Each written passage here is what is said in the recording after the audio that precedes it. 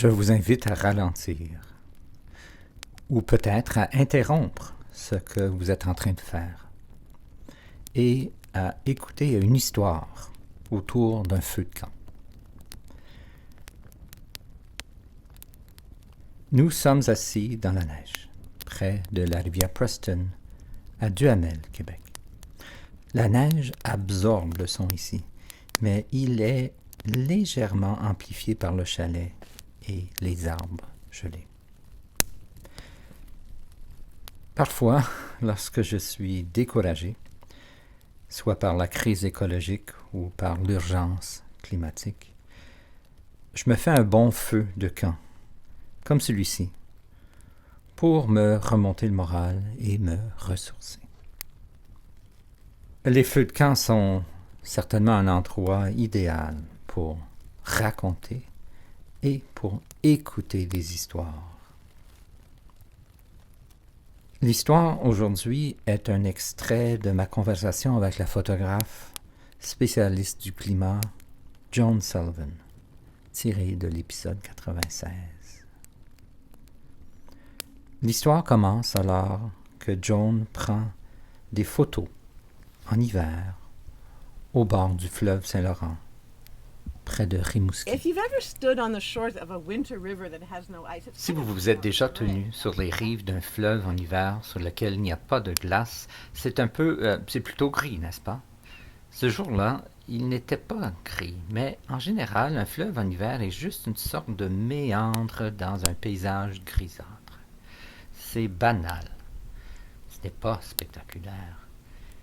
Il m'est venu à l'esprit ce jour-là que la pire chose possible serait qu'il devienne normal de voir une rivière sans glace. Cela devient normal, et ce n'est pas normal. Donc je ne savais pas quoi faire. J'étais toute seule, vous savez.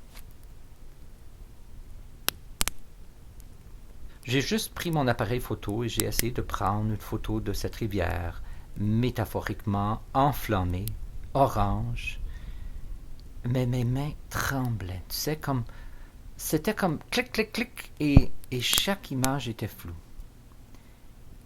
Et je les ai juste toutes effacées. Alors j'ai recommencé. J'ai essayé de tenir l'appareil photo, vous savez, appuyé contre ma poitrine pour le stabiliser, et mes mains tremblaient. C'était la chose la plus étrange. En 30 ans de photographie, ça ne m'était jamais arrivé de ne pas pouvoir calmer mes mains. Et j'ai soudainement compris que mes mains ne tremblaient pas à cause du froid, mais à cause d'une colère. Tu sais, cette profonde colère devant notre indifférence collective face à la dégradation du climat. Attendez, nous continuons nos vies comme si, tu sais, et rien de terrible ne se passe.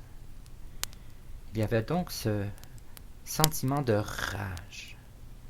Je veux dire, honnêtement, c'est surprenant de voir à quel point cette rage qui sort de moi est violente.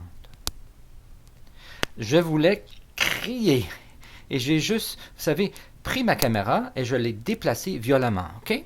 De gauche à droite, de haut en bas, et presque, je suppose, c'est presque comme si je me noyais dans l'eau. Tu sais, mes bras battaient et je tenais l'obturateur sans relâcher, tu sais, pour 20, 30, 40 photos à la fois. Et je les refais, et j'étais juste hors de moi.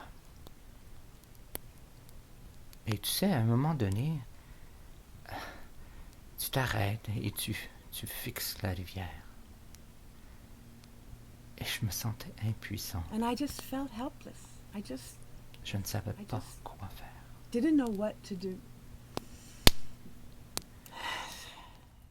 Merci John pour cette histoire et pour ton travail d'artiste. Que pouvons-nous faire face à notre indifférence collective?